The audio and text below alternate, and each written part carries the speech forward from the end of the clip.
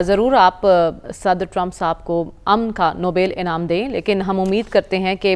وہ غزہ المیہ اور ایران میں بڑھتی کشیدگی کو بھی ختم کریں، تو انہیں یہ پیس ایوارڈ ضرور ملنا چاہیے۔ عثمان صاحب، آپ کی نظر میں اگر میں روسی صدر پیوٹن کی بات کروں تو وہ تو بارہا کہہ رہے ہیں کہ ہم نے اسرائیل کو کئی بار بتا دیا ہے کہ ایران کے جوہری ہتھیار کے حصول کے کوئی ثبوت موجود نہیں ہے، اس کے باوجود اسرائیل نے جارحیت کی اور ایران جو ہے اس چیز کا حق رکھتا ہے، حق دفاع ایران کو حاصل ہے۔ اس ساری سچویشن میں ایک تو OIC کا کردار اور مغرب کتنا سنجیدہ آپ کو دکھائی دے رہا ہے سیز فائر کی کوششوں میں؟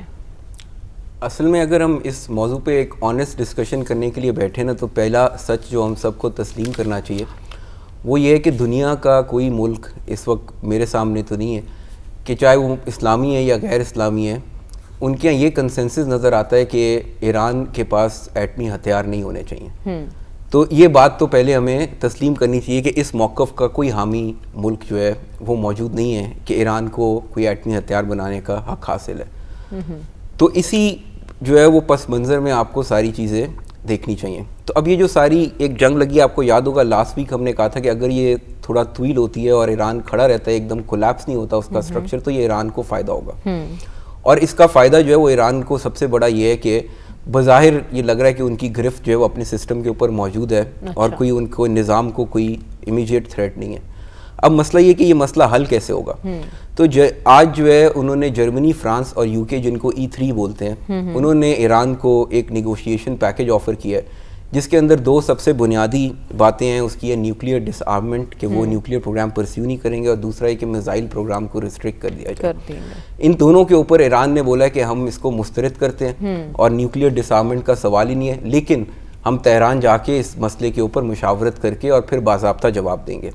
میرا خیال یہ ہے کہ ایران کو بھی جو ہے وہ زمینی حقائق کا ادراک کرنا چاہیے، کیونکہ یہ سلسلہ آلموسٹ کوئی 40-45 سال سے شروع ہوا ہے۔ یہ خبریں آتی ہیں کہ ایران جو ہے وہ ایٹمی ہتھیار بنا رہا ہے۔ دوسری طرف اس عرصے کے دوران بظاہر یہ لگتا ہے کہ ایٹمی ہتھیار تو ایران نہیں بنا سکا ابھی تک، اور اب ان کا آفیشیل موقف یہ ہے کہ ہم تو ایٹمی ہتھیار بنانا ہی نہیں چاہتے۔ تو جب بنانا ہی نہیں چاہتے تو پھر اگر یہ پیشکش کی جا رہی ہے تو اس کے اوپر گفتگو کر لی جائے، اور اگر وہ ایگری کر جاتے ہیں تو اس کے اوپر لیکن جو شرائط لگائی جا رہی ہیں وہ تہران کے لیے قابل قبول میں کہہ رہا ہوں کہ اس میں جو انہوں نے شرائط لگائی نا، یہ تو نیگوشیشن کا آغاز ہے۔ بنیادی شرط صرف ایک ہی ہے، وہ ان کا نیوکلیئر پروگرام ہے۔ اگر وہ اس کے اوپر یعنی کوئی کمپرومائز کر لیتے ہیں، جو کہ اب میرے خیال میں کر دینا چاہیے نا، کہ اگر آپ دیکھیں آپ 4 دہائیوں میں نہیں بنا سکے، یا تو بنا لیتے تو یہ مسائل نہ ہوتے۔ کوئی دنیا میں کوئی آپ کی ڈپلومیٹک سپورٹ اس چیز کی موجود نہیں ہے، تو پھر کوئی ایسا منظر نظر نہیں آتا کہ ایران اس میں کامیاب ہو جائے۔ تیسری بات جہاں تک امریکہ کی ہے،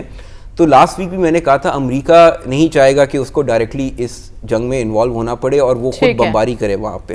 اس کی ایک اور بات ہے، آج قطری فورن منسٹر کا بیان ایک آیا ہوا ہے جس کے اندر انہوں نے کہا کہ اگر یہ بشہر میں، میرے خیال میں کوسٹ کے اوپر ایک نیوکلیئر پلانٹ ہے، اگر یہاں آپ بمباری کریں گے تو یہ تابکاری جو ہے وہ پھیل جائے گی پانی کے اندر، اور UAE، کویت اور قطر تینوں کے پاس پینے کا پانی بھی نہیں ہوگا۔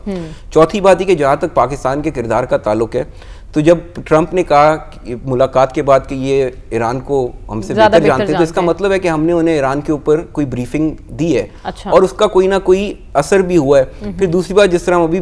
بات کر رہے تھے کہ ہم نے ان کو جو نامینیٹ کیا ہے پیس پرائز کے لیے، تو آپ دیکھیں 2 طریقے امریکہ کے ساتھ ڈیل کرنے کے اس وقت، کہ یا تو ہم ایک جذباتی ہو جائیں، ان کو للکارے ماریں اور کہیں کہ آ جاؤ پڑ جاؤ، تو وہ تو ہمارے اندر کوئی نہ معاشی طاقت ہے نہ عسکری طاقت ہے ایسا کرنے کی۔ ہم انڈیا کے ساتھ تو لڑ سکتے ہیں، امریکہ کے ساتھ نہیں لڑ سکتے۔ دوسرا طریقہ وہ ہے جو ہم اپنا رہے ہیں، ہم ان کے قریب ہو رہے ہیں اور ان کو بات سمجھانے کی کوشش کر رہے ہیں، اور اس سے ہم کوشش کر رہے ہیں کہ ان کا ایران میں بھی ہاتھ روکا جائے، اور جیسے سفارتی کوششیں ہماری کارگر دکھائی دے رہی ہیں، اور OIC میں جو اس وقت اجلاس جاری ہے، جو تقاریر ہو رہی ہیں، اس کا اعلامیہ سامنے آئے گا، تبھی معلوم ہوگا کہ کس حد تک ہم مغرب کو یہ باور کرانے میں کامیاب ہوئے ہیں کہ یہاں اب جنگ بندی ہونی چاہیے۔ عثمان شامی صاحب، ایک تو کہا گیا کہ ہم دروازہ کھٹکھٹاتے رہیں گے، کبھی تو کھلے گا، اسٹیبلشمنٹ سے بات چیت کی بات تھی، وہاں سے بھی نا امیدی، پھر امریکی انتظامیہ سے امیدیں وابستہ کی گئی، وہاں سے بھی مایوسی۔ کیا یہی وجہ ہے کہ PTI اب پسپائی اختیار کرتی دکھائی دے رہی ہے؟ میرا خیال 2-3 وجوہات ہیں۔ ایک تو یہ کہ جو PTI کی اسٹریٹجی جو ہے وہ کوئی کلک نہیں کی، یہ جو کنفرنٹیشن کی پالیٹکس تھی وہ کوئی اس میں سے کوئی نتیجہ اخذ کرنے میں کامیاب نہیں رہے۔ پھر دوسرا یہ ہوا کہ وہ ان کی پالیسی وہیں رہی اور ملک کے حالات تبدیل ہو گئے، اکنامکلی آپ کو تھوڑا سا ریسپائٹ مل گیا، پھر ایک جنگ سے آپ ہو کے گزرے، دوسری جنگ آپ کے ہمسائے میں لگی ہوئی ہے۔ اس وقت جو موضوع ہے جو ٹاپ آف دا مائنڈ ہے عام آدمی کے، وہ ہے آپ کی سیکیورٹی، آپ کے ریجنل حالات اور مستقبل کیا ہوگا اس حوالے سے. اب اس میں آپ اگر کہتے ہیں ہم نے بجٹ کے اوپر جو ہے وہ احتجاج کرنا ہے، کوئی خان صاحب کو باہر نکالنے کے لیے کرنا ہے، یہ موضوعات اس وقت جو ہے نا وہ ایک عام پاکستانی کے جو آپ کہہ لیں توجہ کا مرکز نہیں ہے، irrelevant ہو چکے تو اس لیے ان کو اس کی جو ہے نا رسپانس مل رہا ہے، نہ ملنے کی توقع ہے. جو اوورسیز پاکستانی ہمارے دوست ہیں وہ ان کو کیونکہ یہ مسائل ان کے ہیں نہیں جو عام پاکستانی کے ہیں، اس لیے وہ ہر قسم کی گفتگو کرتے رہتے ہیں، احتجاج بھی کرتے ہیں، تو وہ کوئی پاکستان کے جو زمینی حالات سے ان کا تعلق نہیں ہے. تو میرا تو خیال یہ ہے کہ یہ تھوڑا سا جو ہے نا they have lost touch with reality, ان کو اپنی اسٹریٹجی چینج کرنی چاہیے تھی حالات تبدیل ہونے کے ساتھ. احتجاج کے علاوہ کیا آپشن ہے پی ٹی آئی کے پاس؟ آپ دیکھیں آپشن تو شروع سے تھا، جیسے انہوں نے کہا کہ ابھی تک کسی اپوزیشن کے ساتھ ایسا سلوک نہیں کیا گیا، تو کسی اپوزیشن نے بھی آج تک ایسا سلوک نہیں کیا اسٹیبلشمنٹ کے ساتھ یا ملک کے ساتھ کہ جس طرح جو ہے 9 مئی کا واقعہ ہوا. تو میرا خیال یہ کہ ان کو یہ بات تو ترک کر دینی چاہیے کہ کانفرنٹیشن سے کوئی نتیجہ نکلنے کی امید ہے،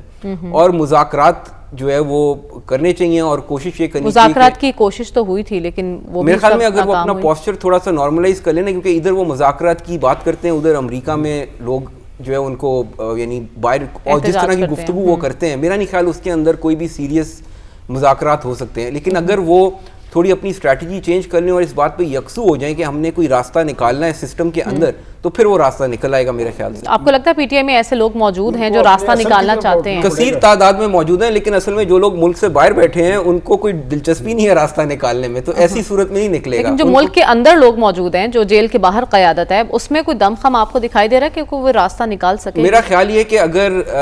یعنی جو ملک کے باہر سے جو مداخلت ہے اگر وہ بند ہو جائے تو خان صاحب بھی میرے خیال میں اس بات پہ مائل ہو جائیں گے کوئی راستہ نکالا جائے، اور جو باقی قیادت موجود ہے وہ میرے خیال میں آلریڈی دے آر ولنگ کہ کوئی بات اس طرح. خان صاحب کو اپنے اصل کی طرف لوٹنا پڑے گا. گنڈا پور صاحب کو کچھ امپورٹنٹ ٹاسک تو دیے گئے تھے لیکن وہ بھی کامیاب نہیں ہوئے. گرینڈیور میں کہ میں اپیل دوں گا اور ڈالر آنا بند ہو جائیں گے، لوگ باہر نکل آئیں گے سڑکوں پہ، اس سے باہر نکلنا ہوگا. اس سے جب جس دن وہ باہر نکلیں گے اور ایک سیریس جو ہے وہ ریالٹی بیسڈ جو ہے وہ ڈسکشن ہوگی. شاہ محمود قریشی صاحب کی ضمانت سے کوئی تبدیلی آئے گی؟ اصولاً تو آنی چاہیے.